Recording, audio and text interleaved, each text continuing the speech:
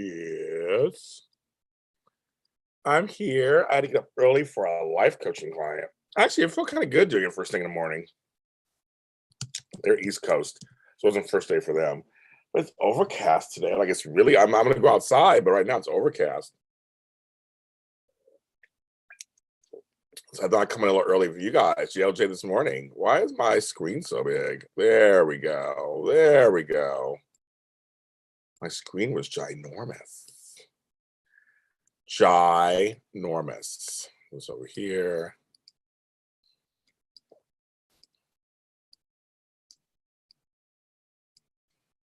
All right. I haven't done a Instagram in a long time. I should do one. It's been a while. So I woke up to a coupon, Big Lots coupon. Very excited. Yeah, I combed my hair differently today. I was like, it's wet. My hair is so long. I was just like, I just combing it something different. I just I'm gonna do it yet. I don't know yet. My hair's just crazy. It's wet right now. It is so.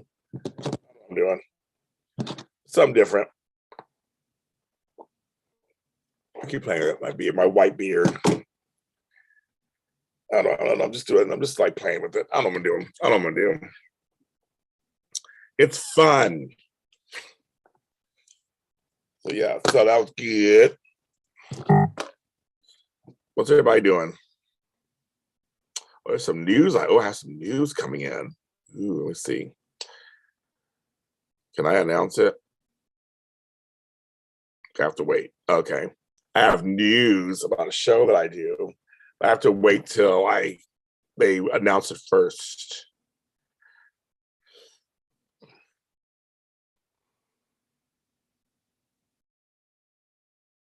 Okay. Ask him, can I share it now? I don't want to do any spoilers. People get mad at me.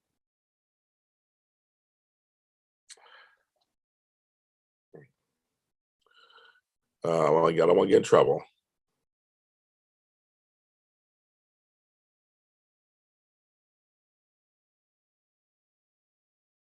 You just finished lunch. Oh yeah, well you are. That's why you're ahead of me. I haven't eaten anything yet. I gotta eat breakfast. Breakfast. I don't know what I'm gonna do yet for breakfast. I haven't decided yet. What did you have for lunch? Tell me, what you have? What'd you eat?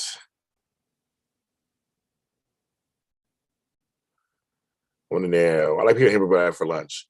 I just watched in Orville. Oh, she's season 3? Oh, okay. Orville. My brother loves that show. He's binge watching it right now. He loves that show. Love. He was raving about the other day.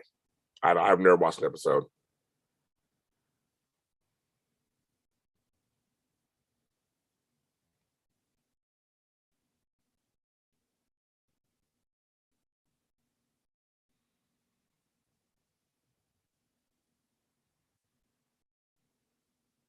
Someone's playing bass music outside my house.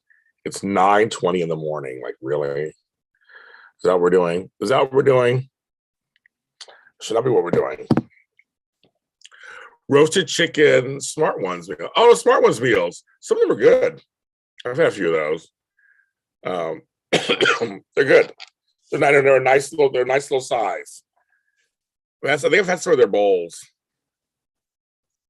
They're good. You try to eat healthy. Oh, I can. Okay.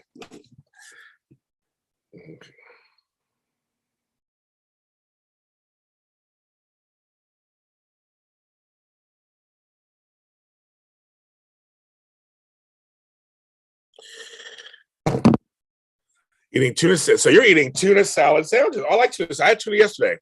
I like tuna salad. So your tuna salad sandwich, do you put cheese on it? Is it by itself?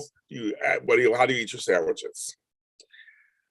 Latasha's about to eat lunch and watch the soaps. You guys are all ahead of me. I literally, no soaps have aired here. Nothing's aired. I haven't had lunch. I haven't had breakfast yet. My gold microphone. Hello, is this thing on? This thing on? I forgot it was right there. I was gesturing. I'm like, ow! Everybody see, that'll get me hungry. I'm getting hungry. So you saw the announcement. The soap block will return to July 10th. Today, July 10th, the shadiness will continue. All beautiful YNR and GH Beauty Spotlights will be back. Frank Moran, Tammy Govea, Amanda Resna will be back doing the soaps after 2 months off. I don't take more time off, kids. I'm still trying to pull it together, but it'll be fun. No cheese, but include onions, celery, things like that. Okay. Tuna. That sounds good. That sounds good. It does. And you're about to have dinner. That's why you're all over the other side of the country. You're about to have dinner. What are you having for dinner? I want everybody's business. I want everybody's food, their business. I want to know. I'm getting hungry. I'll probably have cereal for breakfast. Yesterday I made a great. I had some yellow rice. Then I had some spinach, and I had some fried eggs. It was good. But I'm not doing all that today. Like, I'm not doing all that today. Like, I'll toss some cereal. Yay for Soap Block. Yeah, we're coming back, kids. The shadiness continues. We are the OGs, but this weekend, because all my shows are starting around the same time, all my anniversaries are this weekend. So we won't be live, but they're already recorded. On Sunday, JHB Spotlight celebrates 7 years, and Bon Beautiful Me Spotlight celebrates 6 years. And so you'll see me and Tammy and Amanda all on video. It's already uploaded and ready to go. So on Sunday morning, you'll be able to watch both of those. So you get kind of like a mini soap block, not live, this Sunday, get a little taste. Because I will be in Santa Barbara doing something else. Chicken Caesar salad's good too. I love a good Caesar salad. I do love a good Caesar salad. I love Caesar dressing and Parmesan cheese. I do. That's an ABBA song. Well, somebody to see what G's having for dinner. Hi, Deidre. I hurt my foot. I was cracking my foot and I hurt it. You feel a little thing sticking. I got a bone spur or something like that in there. It hurts today. But I'm going to walk on it today. I don't care. I got things to do.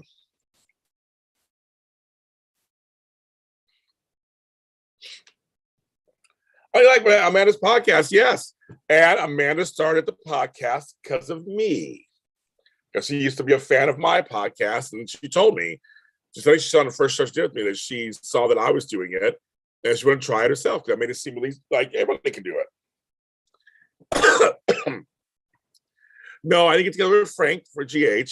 It's not really, it's not Frank and Mai's anniversary. Our anniversary will be in September. We'll do a show on that, like we always do. It's my anniversary of this particular show, which he joined 2 years ago. But I do mention him, so I didn't see. But I see Frank every Wednesday doing the Obi-Wan Kenobi. So we see every Wednesday. I'll probably see him at the Emmys next week. So, yeah. And so I'm just waiting to hear I'm waiting to hear the official confirmation that I'm approved to go to the regular main daytime Emmys next Friday. And I'll be interviewing anybody who comes to our section. So if you're a Days fan, of course, join Dish and Days if they're there also and watch their stuff. But I'll interview Days people too. So you just get several different interviews to choose from if you're a Days fan. But I'll be doing Wine Arbold and all that. So I'm very excited. Very excited.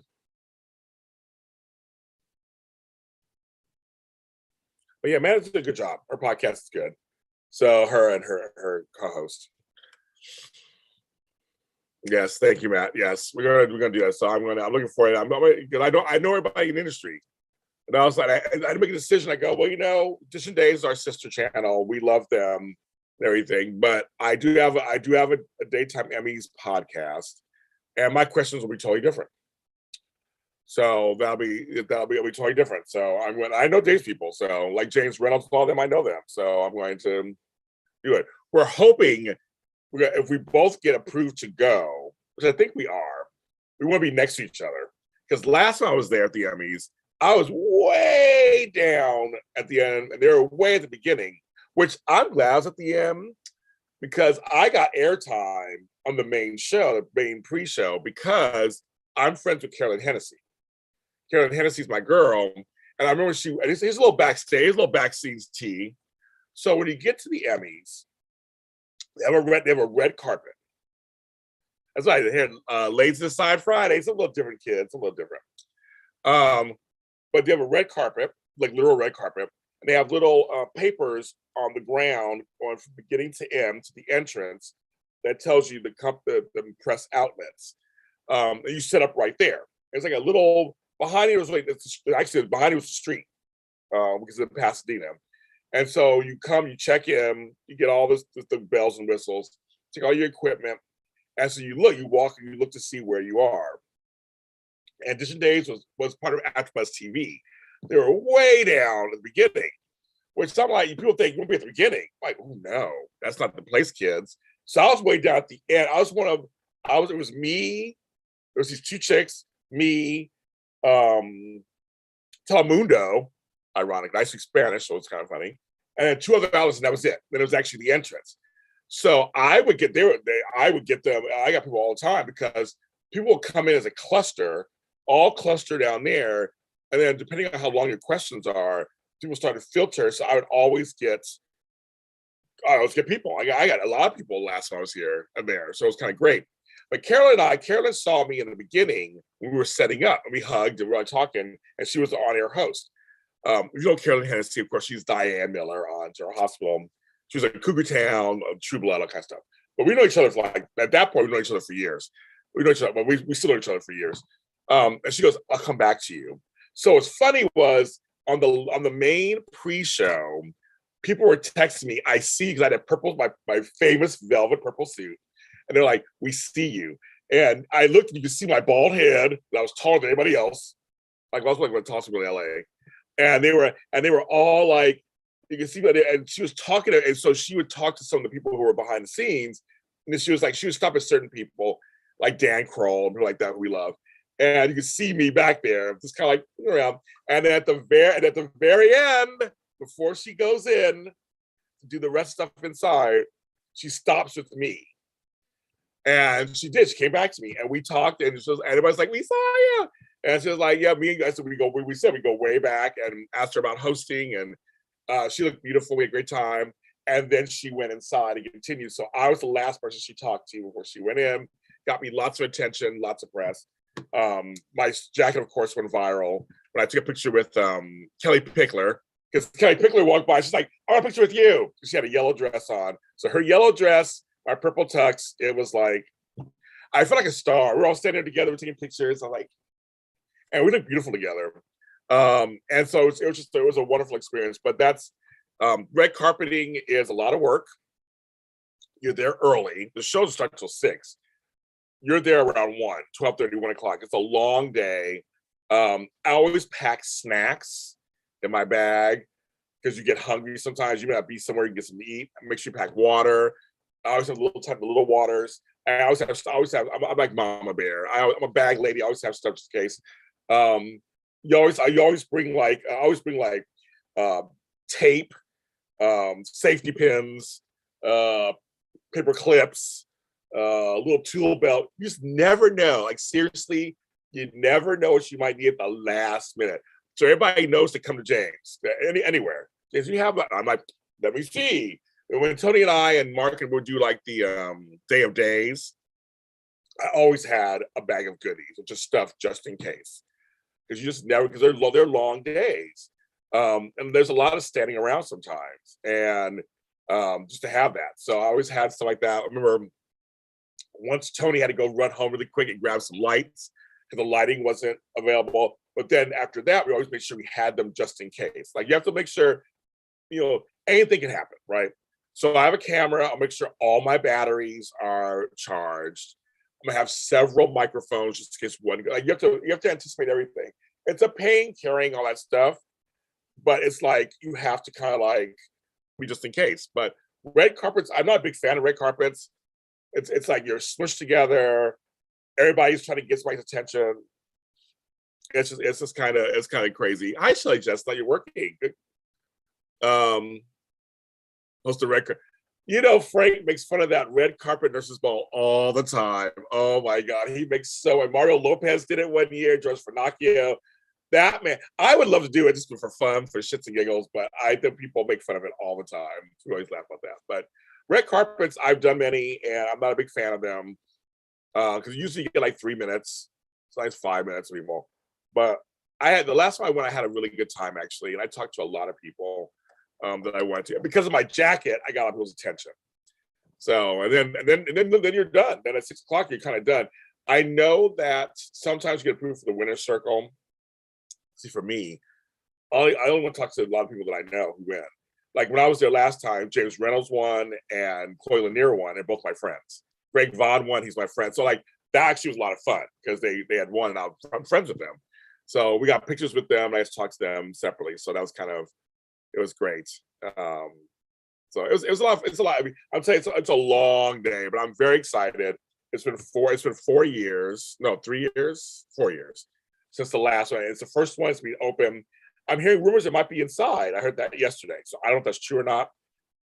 Which could be better because outside it's hot, and I'm planning on wearing a suit, which I'm not going to show you the suit right now. I showed you the tie.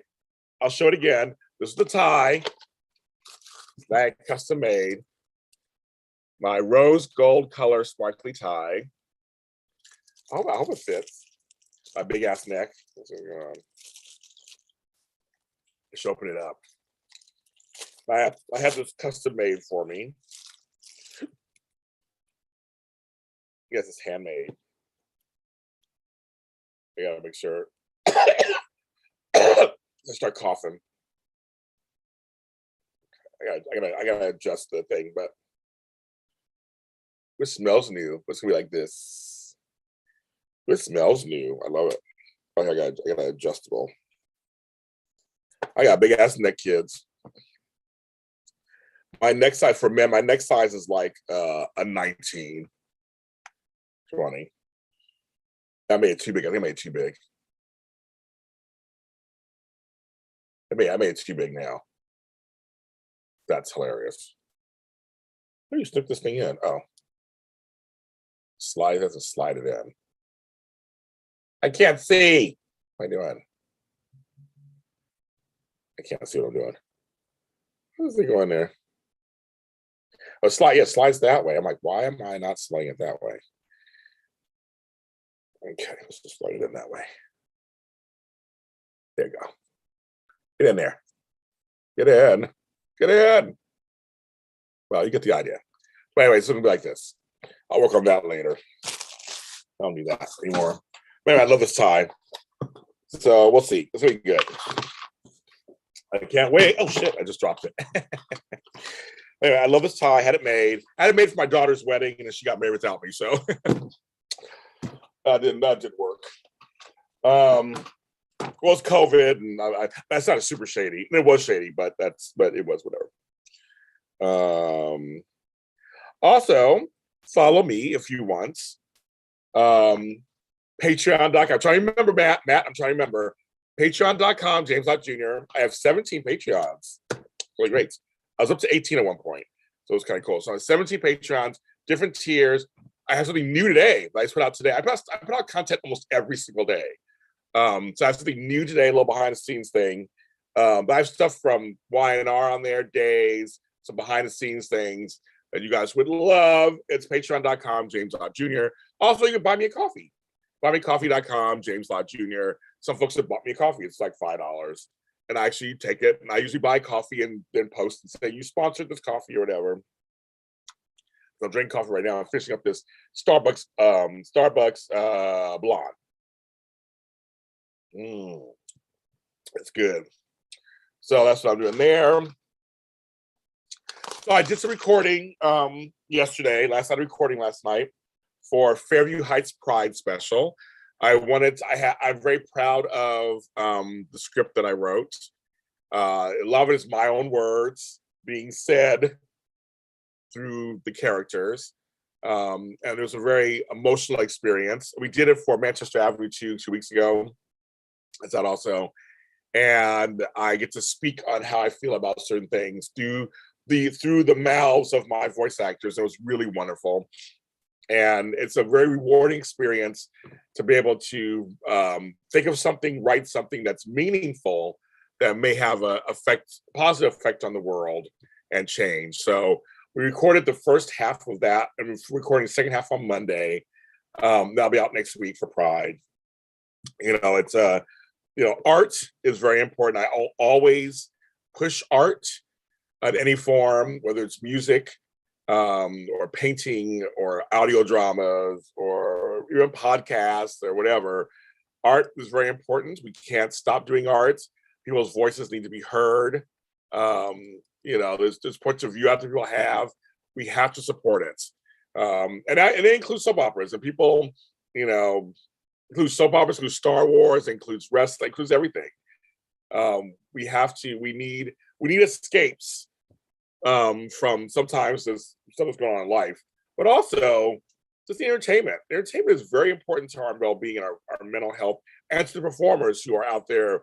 I loved watching the Tonys the other night, just seeing all those performers give their all for several years. They couldn't perform, not on stage, because of COVID. And so it's like, we need our arts. Arts in schools, arts in art programs in communities, art programs in low income communities, art, stage, small stages, large stages, off Broadway, off Broadway, company productions, community theater, and all that stuff. We need to support all that. And my friend Flobo is doing a stand-up for his birthday, and I'm going to go to that and support him at a small place that's here in Hollywood. I'm going to go and support him for his birthday. Support stand-up, support monologuists, one man, one woman shows, support people, films, short films. Tony Moore has a short film. I talked to him in a short film called Kevin. It comes to a festival near you. Check it out. It's 10 minutes long. I'm the art director on it. I was supposed to be in it, but I couldn't make it. I supported him with the art direction and some props and stuff. It's a great film. It's something you've never seen before. That's again that's out there, and now people are seeing it and they're loving it. And it's I support my friends, especially men of color, queer men of color, queer women of color, women, men, black women, Latin men, Latinx women, Native men, Native women. I just support all of that. I think it's just arts for everyone. We need to have the voices amplified. That's my rant for this morning. My good rant for this morning. I just think we should. And I get to produce 2, I feel, amazing scripts that have meaning to them, and have the actors know they mean something to me and act them out and thank me for choosing them. It made me cry both times. It's just something that I'm not just a host. I'm not just a person who talks on here in the morning screaming at you guys. I actually have other things that I do that I try to affect change in the world in a positive way. Because people talk all the time about, I hate this, I hate that, I hate this, I hate that. And I'm like, well, is there anything you do to, if you don't like this show, create a show that has what you want? Can you have that talent, or know somebody who does, or support someone who does have a show that has what you want on it? And that's what I do. So if I don't see it, I always have a saying, if you don't see it, be it.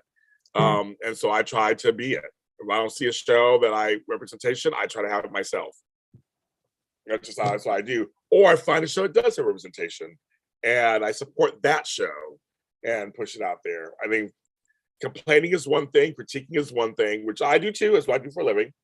But also I try to put stuff out there, and and I always go back to Forever and a Day. That was the start of it all for me. It gave me another platform. Like, wait a minute, I'm a podcaster, and that's great too, and a video person, but audio drama, I can actually create the worlds that I want to see through audio, and that's what started. Starship had an acting competition. Yes, they did. If you had to write a character in a story, which one's usually a private? Well, here's what's funny. So I've written actually my latest book,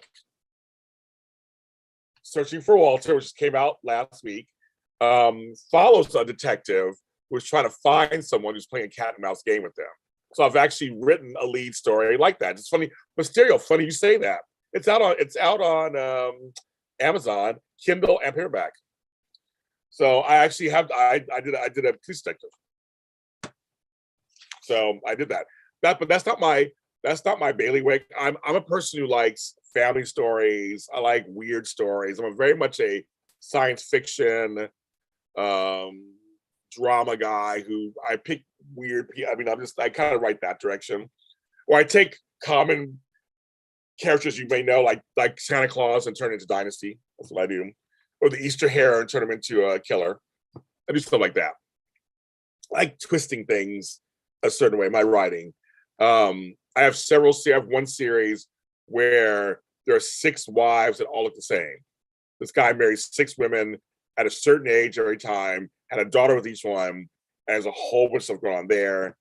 I have a series where there's a family, there was a set of kids in this set and a set of younger kids. Something happened in between there. And it's a mess. And so I write those kind of stories. But it's funny you just said that, Mysterio. Yes, I wrote a story about that. Oh, Lorraine Love. Lorraine. So I whatever comes to mind, I just write whatever comes to mind to me. It could be anything. I've been writing a lot of public domain stuff. So taking people and putting them in. I like taking whimsical characters and putting them in regular situations. I think it's the funniest thing. For Every Day I didn't write, so I'm sure everybody knows I didn't write that one. That was written by Casey and they brought it to me. And that was a pure soap opera. But like Mr. Road, it was like take regular people and throw them in a Hallmark movie. That's what I did. And so it's all the characters come born out of the Hallmark cliches. Claus the series was a fan idea. And that was kind of like, okay, if you had to use yourself as a character in a soap or a series or a book, like a patient would you hold within that world? I see as a shock doc reporter. Really? Oh, that's funny. No, I'm not. Nah. I don't usually write for myself. I am in a couple of series, kind of. I play a lawyer in one. And one series, I play a lawyer. In another series, I play a secret twin that doesn't do anything, just hide in a house. It's another story. Shock doc reporter. Well, I played on Studio City currently, Amazon Prime, season 2, episode 2, I play a rude podcaster. Well, a podcast host who is very rude to the lead guy on the show. So people love it, apparently.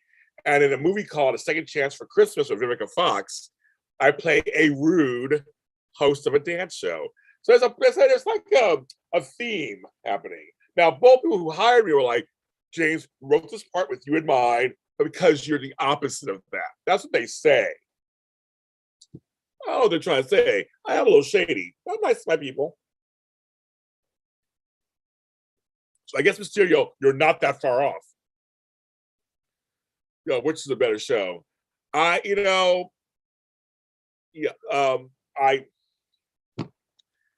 not a huge Friends person, so I'm a huge Living Single person.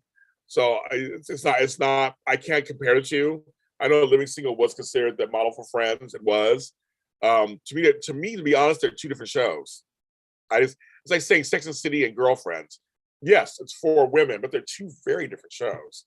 So I don't compare the 2. If you're a vampire, oh, funny. I remember I have friends who are Anne Rice fans, and her son, Sister Rice. So it's like, go figure. Yeah, I see some shade in that comment, Texas Ranger fan. Some shade. I am well known in this industry. I am well liked in this industry because I am actually a good host. I'm never rude to my guests. So it is the opposite of me. So it's kind of fun. But those roles are always, I don't go out for roles. So they wrote them for me. But yeah, I know people who write the Anne Rice series. I didn't read them. I mean, I saw the movie, of course, back in the day. Everybody else did. Vampires were my thing. I like True Blood. I didn't read the books, but I like True Blood, the series. That was the only vampire thing I really got into. Like the zombies. I read Walking Dead. I got the zombies. Now I was more into zombies than that. I hated Twilight and all that. Oh, couldn't do it. Temper. I couldn't do it. Ugh. No, those movies are horrible. The books were just horrible. I couldn't do any of that stuff. Ugh. I did read the 50 Shades of Grey series. I tried watching movies. I couldn't watch them. I did read that. I did one. It was funny, Mysterio. Like, are you like, do you live here? Are you at my house somewhere? Are you behind me, hiding in the bush somewhere? Because literally, yesterday, I watched a featurette about Yellowstone with the creator. I forgot his name. He's the creator of Yellowstone, and he completely talks about how he took the Western and turned it on its ear. And Yellowstone is a huge hit, and its prequel, 1883, is a huge hit. And they have another one coming out called, I think, 1922 or something, 32. It is. I mean, I hear it. I'm actually curious to watch. I'm actually interested to watch it. I think I watched an episode. I have Paramount Plus, but it's just funny you just said that. I was literally just watching a featurette on Yellowstone and how big it is. There's so much television out there. God, I can't even get to everything. There's so much TV out there. I can't even get to everything. It's like it's crazy. Yes, the Suki Stackhouse books. I heard they're all good. It's like 13 numbers like that. I heard they're really good. I just never read them. I heard they're really good. That's Shalane. I forgot her name. Who wrote those books? And a Wookiee. That would be a Star Wars series. I have never met Johnny Depp. I have not. I have never met him. I was near him once at something, but I've never met him. My living still used for Friends, making still used for Sex and the City. Well, Mel, we already know the answer. I don't even have to. There's nothing to make you go. We just know. We know what's going on there. You and I know what's going on there. Yeah, I heard Yellowstone is supposed to be like it's like a certain Dallas type. To me, there will never be another Dallas. I'm sorry, I don't care if Yellowstone, because Dallas was influential. Did I get me started? Now you guys get me started. Dallas had the basic premise of a family, business, personal, brothers, fathers, mistresses, the whole thing. Empire was Dallas. The Lions were basically the Ewings. I mean, it was another Yslane Harris. Anyway, the Empire was basically Dallas. It was a black Dallas, with Lucius being JR and Cookie being Sue Ellen. I mean, like it was literally the best. I mean, I loved Empire, but a lot of shows took that whole Cain and Abel thing with Bobby and JR. Like it's Dallas to me is one of my favorite shows of all time. So to me, that you can't even, no show can touch it. And there was another show they called Dallas years ago too. There was like a Dallas, right? They were like, no, they tried the Yellow Rose, they tried these things. Now Dallas is Dallas. To me, can never be another Dallas. Just be another Dallas. Live action Jetson. I'm still pissed because they were going to do a live action Wonder Twins. I had it casted and everything. I'm a huge Zach and Jana fan with Gleek. All about the Wonder Twins. They were getting their own movie, and then they canceled it. That's the one I'm pissed about. Come on, HBO Max or whatever. I was like, I want it. I'll write it. I'll cast it. I want a Wonder Twins movie. Or series. That's what I want. So that's exactly. Would you be friends in real life with Jack Abbott and Victor Newman? The character, the people, I am actually friends with Eric Braeden. He is my buddy. I know Peter Bergman now. I interviewed him. He's the best. I think Victor Newman and I would be. I think I'd be friends with both in real life, actually. We both. Daisy Flower, Tracy Stevens. No, I love Knots Landing. Knots Landing. Well, you guys all know the story, basically, that Knots Landing was written first. Then they asked him to write, and then he wrote Dallas because he wants to think glitzier. So Knots Landing came, but then on screen, Dallas came first, and then Knots Landing. And Knots Landing lasted longer. No, I love that. They're two different shows. Again, they're two different shows. They're two very different shows. Dallas and Knots Landing are very different. So, but yes, I love both of them. I love them both. But with Jack Abbott, I think we're friends with both. I mean, somebody would know them both. I think Jack's a nice guy. And Victor, he's sort of full slightly, but he has some friends. Victor has friends. I would totally be friends with him. But in real life, Eric Braeden's the best. He's a big supporter of my career. Love it. And I got to interview Peter Bergman earlier this year for the first time, and it was a dream come true. Peter is as nice as you think he would be in real life. And he loves acting. Oh my goodness. He loves acting. He loves acting. To me, Dallas was better. But Dallas, well, there's no better because they both are, again, very different. See, I'm one of those people who really looks at everything about, like, for example, when I was growing up, it was Prince versus Michael Jackson, right? And I kept saying, even back then, they're two different artists. They're just both black, same age, from the Midwest. But Prince is completely different than Michael Jackson. I would say Madonna is somewhere in between both of them. She's very much like openly sexual and all this stuff like Prince, but she's an entertainer like Michael Jackson. They're both just totally separate. Michael Jackson only put out like 5 albums. You know, Michael Jackson took his time to put out albums because he was a perfectionist. Prince put out about every year because he's a musician and he had to get it out. And even Prince's bad stuff was better than anybody else's good stuff. Like, you know, it was still good. But Michael was like, no, I'll take my time. Because Thriller, Bad, they're all like years apart. And remember, Bad was Michael Jackson trying to follow up Thriller versus Prince's Around the World in a Day was so different than Purple Rain. That's exactly, Mysterio. Victor, come join me. But see, Victor like black people. He was close to Neil and all them. He like black folks. I mean, Colonel Austin. I could be. I'd love to act opposite Eric. It'd be so much fun. It'd be so much fun. But anyway, so that's why. So I look at everything. So to me, that's all to say, Shelley. To me, or Mysterio was all to me is that Dallas Not Standing are two very different shows. They're very different. So it's just kind of like I'm looking forward to the trip down memory lane. As it come out here yet, obviously. It's not even 10 o'clock here. I did watch the Michael E. Knight State of Mind. It was good. Who is Madonna's counterpart? So that's a good question because at the time, to me, she didn't have a counterpart. I'm sorry. There were girls who tried, they weren't. Cyndi Lauper and Madonna, again, two very different artists. People try to put them head to head. It's like, and back then, Cyndi Lauper was much older than Madonna. And Cyndi, at that time, she was writing all her own songs. And she had a different taste. And she was much more quirky. Jodie Watley, I don't want to forget about her. Jodie Watley was somebody who was Madonna-esque in some ways, but she was into fashion and glamour and wore the same kind of skirts Madonna. She was a dancer. She was kind of a contemporary. She was having hits at the time. Gloria Estefan is somebody, to me, a whole separate different kind of artist. They're a whole different. It's like it was just a very, like Whitney Houston. They were different than Madonna. They were a whole different. Madonna as a whole she was the number one in the 80s.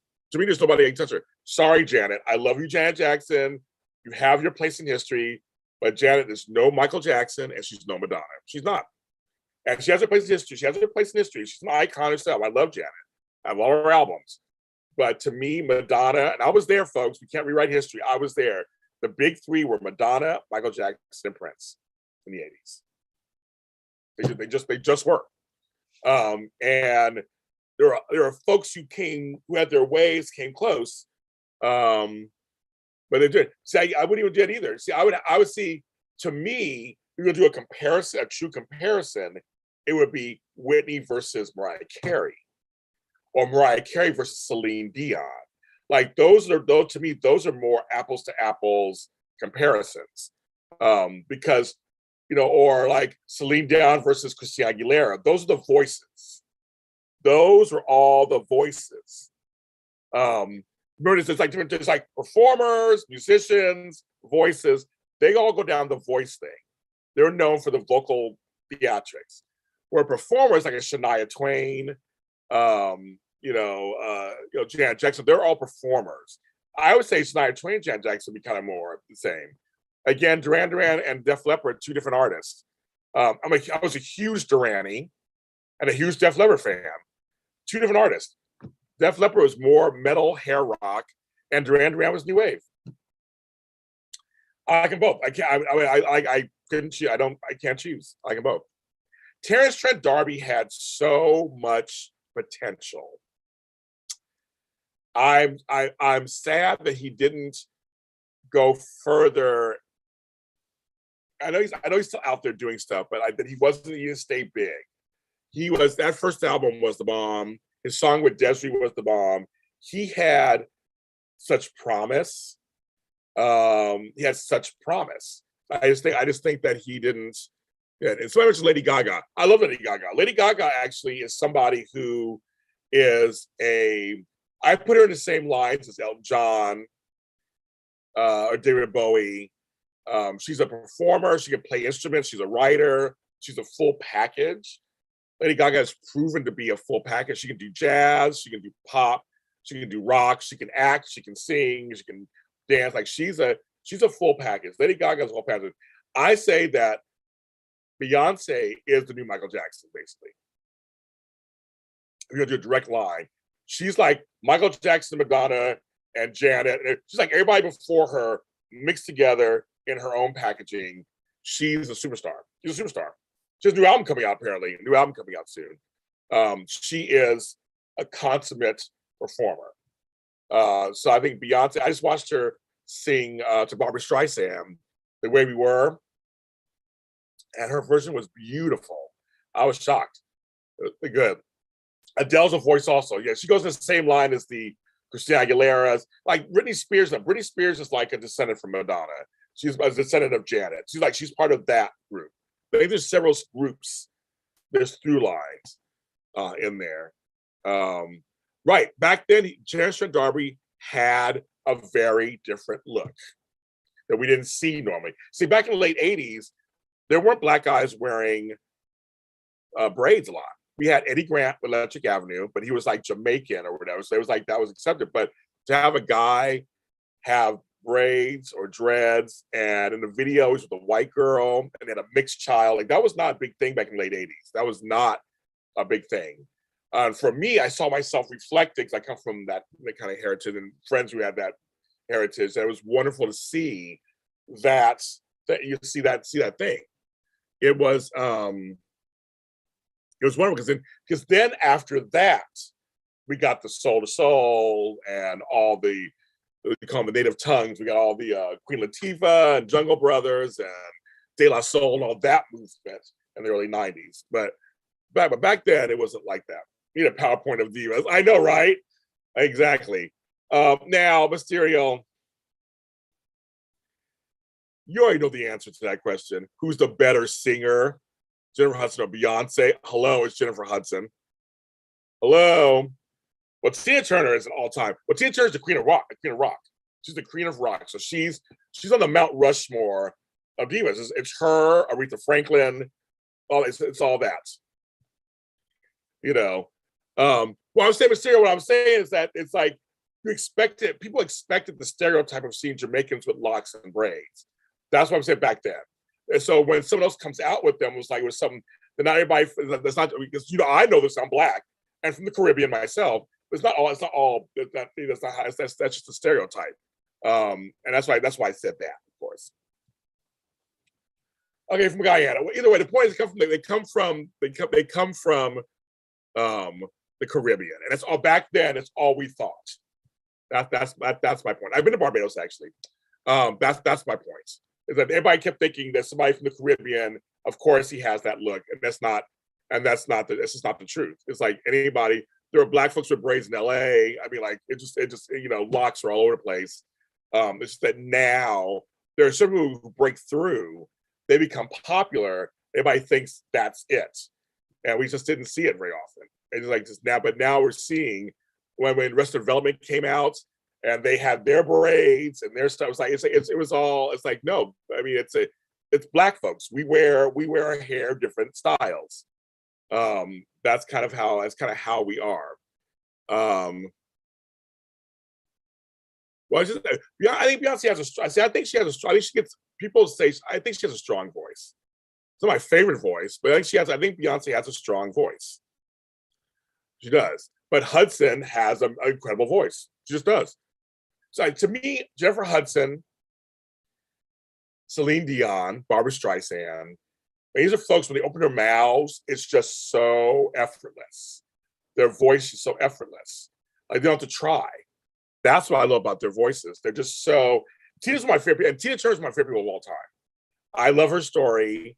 I love her rough, gruff voice. I love that she's a Black woman who is well celebrated in the rock genre, when we all know rock started with Black folks. Ironically, her ex-husband, Ike Turner.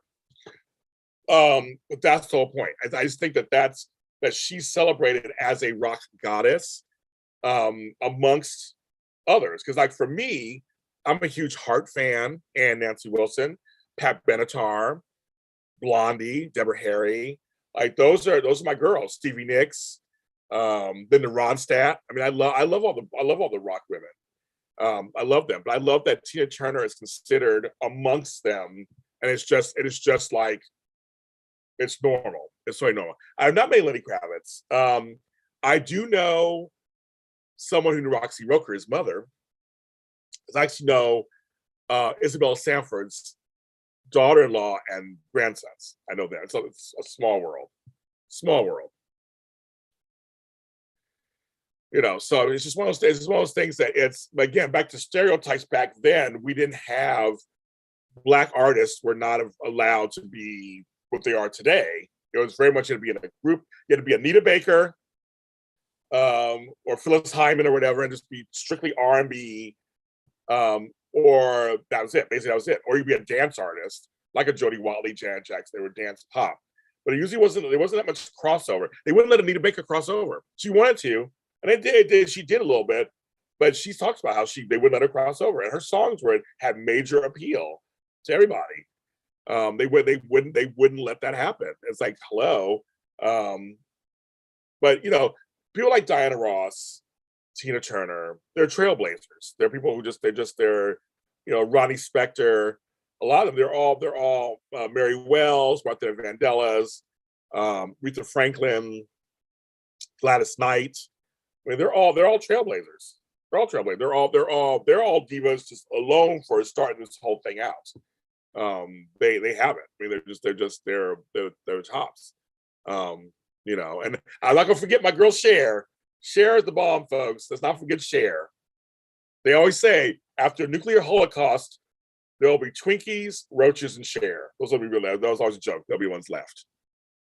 Not a Billie Holiday fan, but I did, when Lazy the Blues was out, I did look at some of her stuff. Of course, like Strange Fruit and all that kind of stuff. It's some good stuff. I'm not a huge jazz person, so I like some, but it's not one of my genres. Sade, of course, that was my girl. When she came out, we were like, Sade. Woo! She was so exotic looking, and so whatever. Oh yeah, they're all inspired. I mean, Billie Holiday is, again, Billie Holiday, Ella Fitzgerald, all of them. They inspired a lot of those. Dinah Washington, they all inspired them. I heard on Andrew Bowie because, like, we saw this. Like, there's a whole clip you can go on YouTube where he talks smart. Dear Boy talks to Mark Goodman, asking why there are any. MTV didn't play Black people. They did not say they play Black people. That's what's crazy. I love the Brand New Heavies. That was my group. The Brand New Heavies, between Adia Davenport back in the 90s, had amazing, wonderful, jazzy, dancey pop songs. Stay This Way was my favorite songs of theirs. I love it some Brand New. I love the British soul groups. I'm friends with Loose Ends, Jane Eugene and Loose Ends. I got to have them on my shows. I love them. They're so wonderful. I love Soul to Soul. I love Misha Paris. I love a lot of those British soulful jazz people back in the. We're going back in time. We're going to the 90s, 2000s. I love all that stuff. I used to go to Tower Records, rest in peace Tower, and get the imports CDs of a lot of these artists you couldn't give in America. And you would go and you get the ones from England, go to sing from England, and yes, I'm a huge fan of all that stuff. Well, I'm sure jazz in the park at night it's probably nice. It's not my thing. I'm not against it. It's just not my. It's like I would put on, for me, what I would put on either I like New Age music. That's my weird things, or classical, or there's other things I put on for. I picked first before jazz, but no, I have nothing against jazz. I just thought it was not one of my genres. I love one of my favorite songs of all time is Buffalo Stance by Nana Cherry.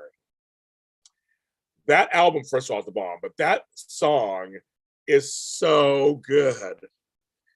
Oh my God. Like the Spice Girls, Wannabe, that song sounds like nothing else from the 80s.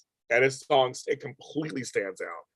I played that album with Man Child, Blowing Consumer. I played that album to death. Huge Nana Cherry fan. Technotronic, I saw them when they opened for Madonna in 1990 on her Blonde Ambition tour. I didn't think anybody was opening for Madonna. And all of a sudden, they put a fake palm tree and a couple of bouncy balls. And here comes Ya Kid K. It was like, this beat is Technotronic. My song is get up, get busy, do it. I want to see you party. Get up, people, now get down to it before the night is over. That was my song. And I'll probably jam, of course, everybody knows, but my song was get up, get busy. They had a song with the Ninja Turtles, all that stuff. No, I was a huge Technotronic fan. Ya Kid K. But Nina Cherry was my girl. I loved her. Loved her. Amoeba is still here. There's a new Amoeba in Hollywood I need to go to. I saw it the other day. They moved it down the street. It's a new location. I gotta go in. I haven't been in there since I've been in there. But you have Amoeba in San Francisco and Berkeley, in San Francisco and here in Berkeley. We still have Amoeba. Yes, but I also like Mel. I like lounge music at night. Lounge music. Sometimes drum and bass music where it's like low drum bass in the background. There's an artist called LTJ Buchma I used to like a lot. That's more my style. But I have friends like jazz. I mean, jazz is fine. It's again, it's American music. And Black folks started that one too. So that's another one. So we started everything. Oh, Boy George. I've met Boy George, so I know that I've met Boy George. I made him laugh. Culture Club and Boy George has one of those voices. I remember when I saw the video, "But Do You Really Want to Hurt Me?" back in the day, and I was like, is that drag queen? Like, we didn't even have language like that. There was drag queen. There was no RuPaul's Drag Race back then. We were in oppressive 80s. And I was like, do I really want to hurt him? No. His voice is beautiful. It's a beautiful, soulful voice. And I just posted on my Facebook page when they won Best New Artist, he says that America knows a good drag queen when you see one. And that was groundbreaking to say that on a telecast that was across the world. Like a drag queen, like no one, I mean, it was such the 80s. It was such the 80s. He looked so different. And I remember I was a teenager going, what is this? But I loved every single song. So years later, I got to meet him. And he was the bomb. Taylor Dane, love her. A huge fan of Taylor Dane. What about D-Light? What's he calling him? We made some movie. Oh, thank you. I'll take that. No, I love me some George Clinton, Lucy Collins. Because Lucy Collins and D-Light, D-Light was my group. D-Light, Grooves in the Heart, that whole first album, the second album, the third album, I was a huge Lady Kerr and DJ, my Dimitri fan. I was a huge fan of D-Light. Grooves in the Heart is one of those songs. Obviously, Boy George is a better singer. I like Simon Le Bon, but obviously Boy George is a better singer. Boy George was he was the first gay person I saw on TV too, basically. Oh, somebody mentioned American Bandstand earlier, and yes, I watched American Bandstand and Soul Train every weekend. I was a huge Dick Clark fan, so yes, I did watch those. Lisa Stansfield, You Can't Deny It, Baby. You know you drive me crazy. You can't deny it, baby. Just two people ever felt this way. That's my song. This is the right time. I love Lisa Stansfield. Another beautiful white girl with a beautiful, soulful voice. Another one. Come a Chameleon. It's a great song. That whole album. I just, huge Culture Club fan. Huge Boy George fan. Even his solo stuff, The Crying Game. Remember The Crying Game? That movie. Soul Train. Soul Train was the one for Matt. For who? Matt? Soul Train was good. Well, Soul Train so for me, Soul Train was for the hairstyles, for the blackness, for the dances. That was love, peace, and soul. That was the whole thing. American Bandstand was for the pop side. So we had both. We watched both because it was kind of like I wanted both. So on Monday, I can go to school with the new dance steps from Soul Train, but like the knowledge of what we saw on American Bandstand. So both shows were very important. Shmore Moore did way later, back in the 90s. I was grown by then. But for me, the key time for me was the 80s, 70s, and 80s. Was when I watched Soul Train and American Bandstand. I kind of stopped watching after a while. But yeah, he did for a while. They brought Soul Train back in the 90s. He did host it. But I wasn't really watching it then. When I was a kid, oh, Madam, oh my God, Madam. Waylon Flowers and Madam. Matt Litchfield, now you bring me back to where they had their own show for a minute. I used to watch that show in the summertime with my cousins. God, Madam. I hadn't thought about Waylon Flowers and Madam in ages. Woo! Bringing me back. Soul Train was just wonderful because it showed Black commercials. Like it was like with the Ultra Sheen, Afro Sheen, Ultra Sheen Cosmetics. Like they showed Black stuff in the commercials. That was such a, like, yeah, we're talking in the 70s. We're talking back in the day when it was not common. It was not common. This is stuff that was like, I mean, it wasn't like regular. We didn't have BET or anything back then. Like, it was completely, it's crazy. Everything's on YouTube now. Everything's on YouTube. You're right about that. I hadn't thought about Waylon Flowers and Madam in 100,000 years. I just watched a thing on YouTube with Denny Terrell from Dance Fever. That was my show in the summer. I wanted to be on Dance Fever as a kid. That's what was my goal, because I was a disco dancer. I wanted to go on Dance and compete. That was a big thing for me. And it never obviously went off the air before that could happen. Disco died before it could happen.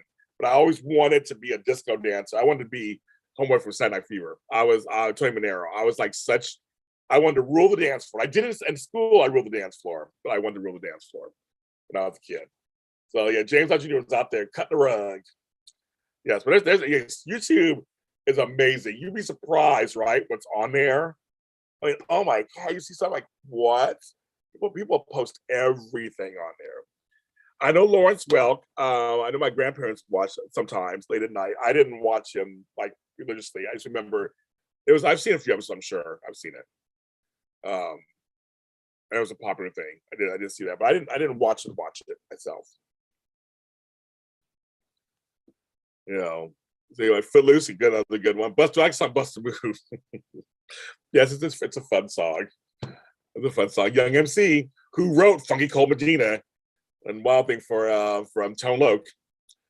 Yes, I do like them. Am I missing anybody? Let's see, I'm trying to get the comments. Am I missing anybody? You guys are fast and furious.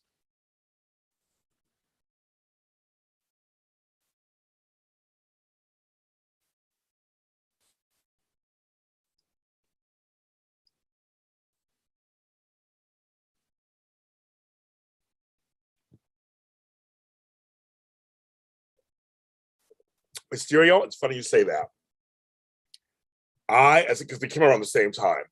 Well, one came out first, the other came out after. So I was a huge fan of Grease and Saturday Night Fever when they came out. My cousin Bobby had the Grease soundtrack. I had the Saturday Night Fever soundtrack. And we would play. I would have 1 second.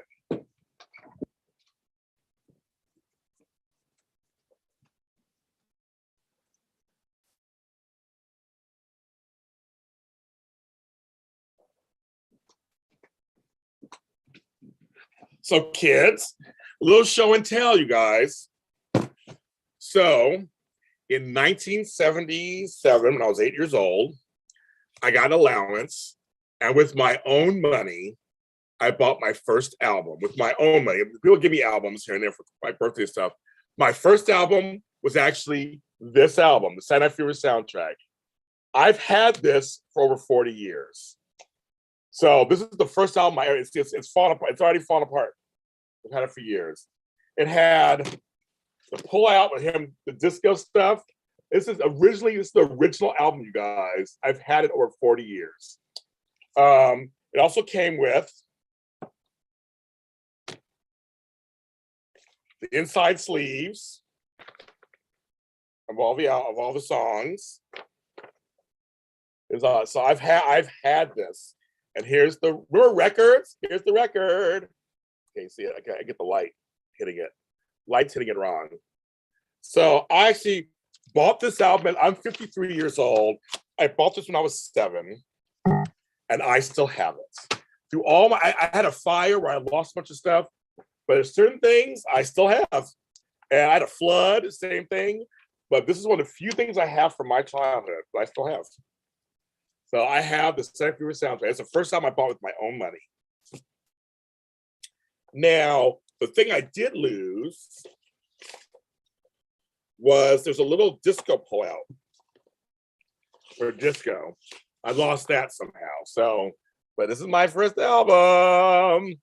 This is original. This is the original. See how worn it is? This is the original album. I bought this originally. I wanted to be him so bad. Oh my goodness. All right, so that's have that. A little show and tell. A lot of folks' first albums in our generation were MJ's Thriller.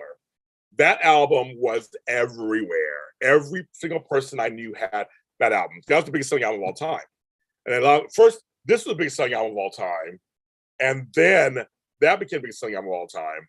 So, I mean, everybody had it. Everybody had it. It was everywhere. Everywhere. Do you remember Xanadu? A place where nobody dares to go. Yes, I love Xanadu. I was like, Xanadu is the bomb. I did a show on Xanadu, actually. And the fun one on Xanadu, which was a play, musical play. Yeah, I know Xanadu. I know all about that. I know about Xanadu. Oh yeah, that movie is horrible, but it's fun. Go to a sing along Xanadu. Best thing on earth. Lots of fun. Lots of fun.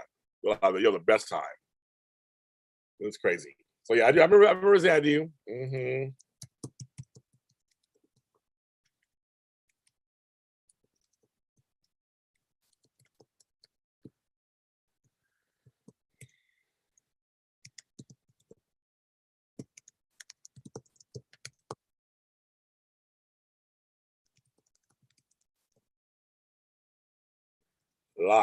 Lots. I'm typing something, sorry.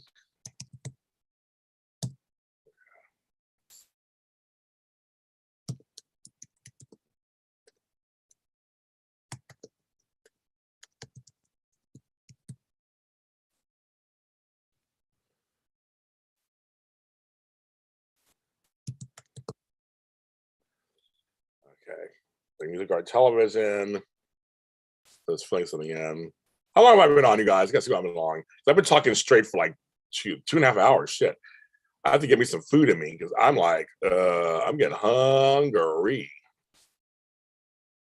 Let's see what's going on.